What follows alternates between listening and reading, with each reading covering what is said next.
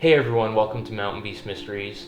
Before we get into today's topic, I just wanted to mention something that I recently found in one of my videos. In my first Patreon exclusive video, I went and visited this cave near Nordegg, and there's a scene where I had zoomed in really far to this mountain peak with my camera, and as I'm zooming back out, I noticed recently when I was watching the video that there looks to be a cave way up high in this mountain, probably about half a kilometer away from the cave I was visiting, further up the mountain. It looks more difficult to get to.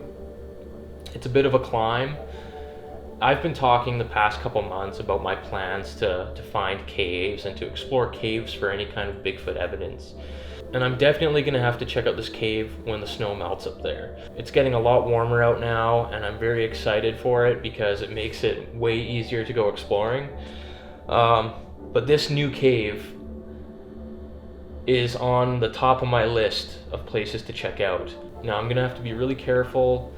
I'm going to bring rope probably and a harness and a buddy as well, just in case anything crazy happens or if there's any rappelling needed, things of that nature. I do have quite a bit of rock climbing experience, so that's good.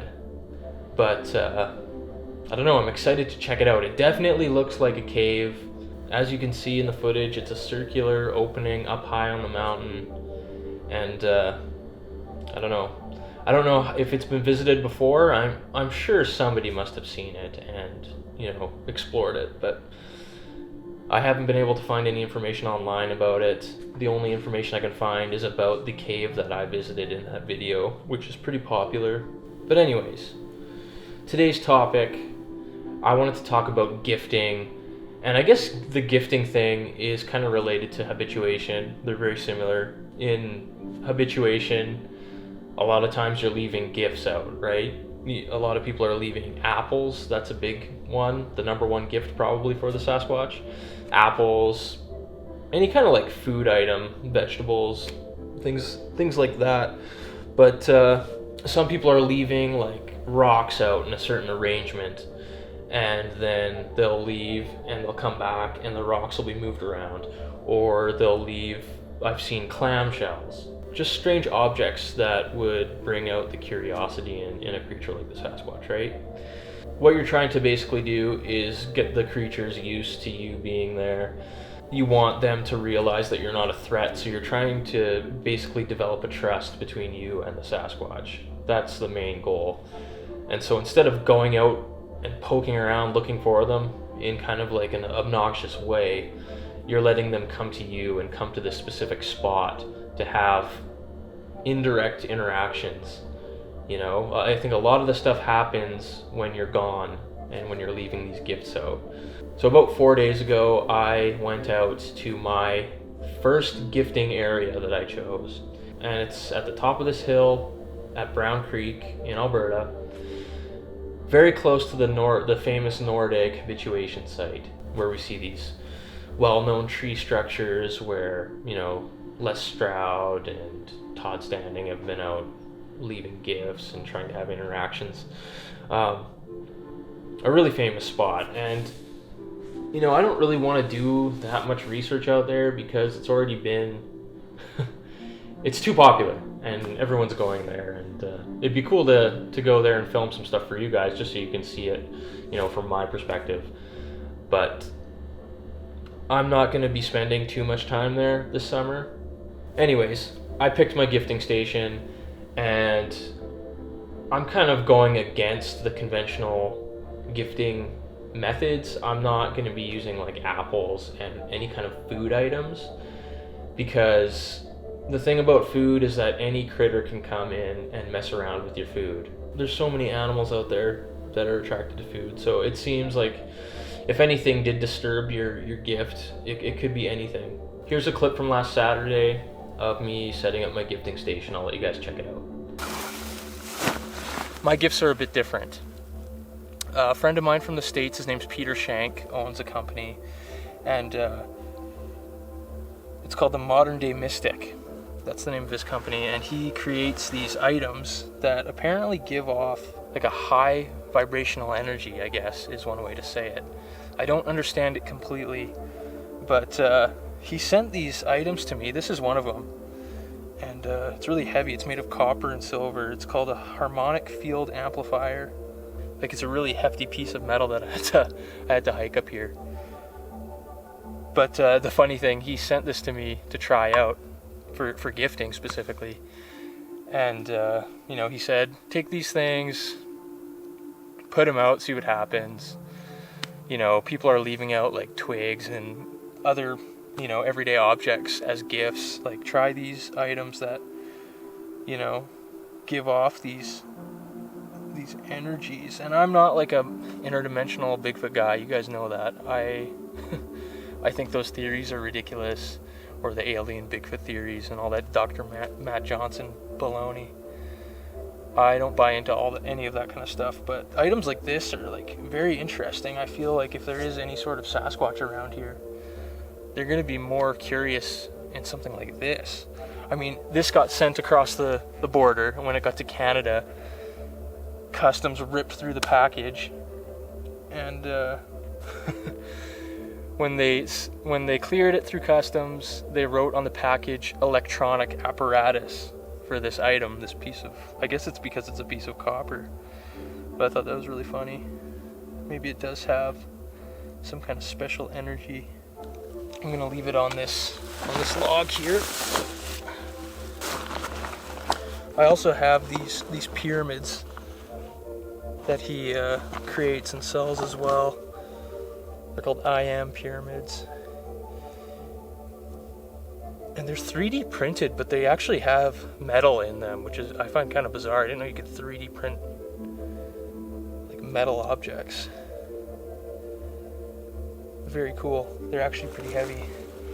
And I have 2 of them, and I'm going to leave them here as well. Just, they're very interesting, you know. You hear lots of myths and legends that pyramids hold some sort of, you know, power. I mean, a lot of ancient cultures utilize the pyramid shape for all kinds of things. You know, we know that there's pyramids found all over the world.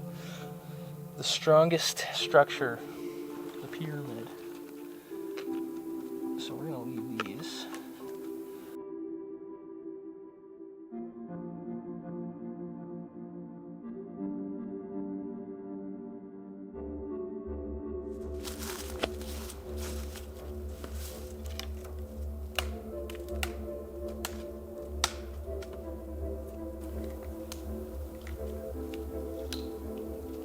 So right now I'm standing right next to the gifts because I want the camera to take a shot of me, the trail camera, to give a sense of perspective and to show my height next to this tree, next to the gifts, you know, in case something does come to take them. If they come up this slope, I think we have a good chance. I have these objects here, but they're not just going to do any good sitting here without, you know, letting whatever's around know they're here. Last time I was here, I brought this singing bowl. I think it's just a cool item, and I think it's kind of relative to what I have here set up as gifts. Objects like this singing bowl give off sound frequencies, and, you know, different vibrations. So I think if I ring this thing out before I leave, it'll alert any kind of being, you know, to this location.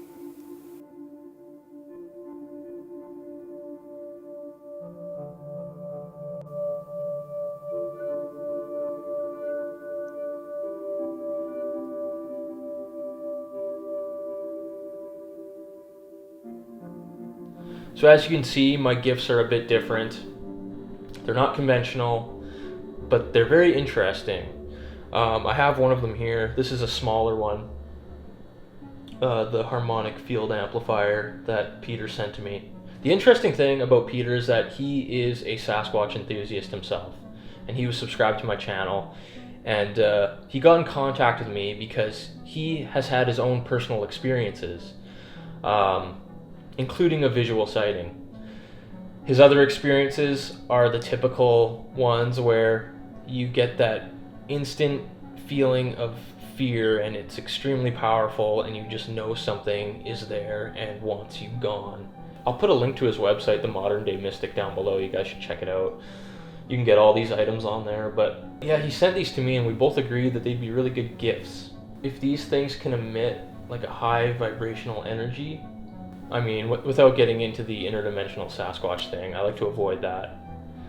I'm open to theories, but right now, as it is, I'm a believer that the Sasquatch is flesh and blood. But, you know, there's animals that can detect like IR light and infrasound and just things that we can't detect as humans, you know? So maybe the Sasquatch, if it's like a super sensitive creature, maybe can detect higher vibrational frequencies and things like that. In some of my videos you've seen, I've used a Tibetan singing bowl, and that gives off a frequency and a sound and vibrations. And my hopes with that was to lure something in.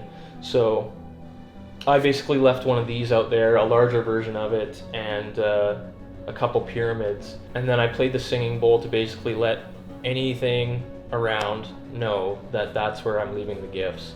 So I didn't just want to leave them there and take off. I wanted to put the gifts there and then, you know, make my presence known.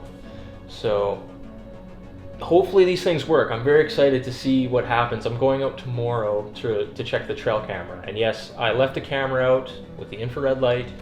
I know a lot of people knock on that nowadays, but what's the point of leaving a gift out if you can't prove that anything messed with it, you know? It's not enough to take your camera and film before and after your gifting station. I mean, anything could go in and manipulate your gifts. What do you guys think of the gifting thing and the habituation techniques? Do you guys have your own habituation sites? What kind of gifts do you use? Let me know in the comments below. If you guys would like to support the channel, be sure to check out the Patreon page linked below. Also the Spreadshirt t-shirt shop. We got lots of cool stuff on there. I'll be getting back to you on Friday with a new video of me going back out to my gifting site, checking the trail cameras and seeing what the results are, if I captured anything. I'm hopeful. I really want there to be something there. The trail camera I left out is great. It shoots 1080p video. It actually records sound as well. So I hope I have something. But stay tuned for that, and thanks for watching this episode of Mountain Beast Mysteries.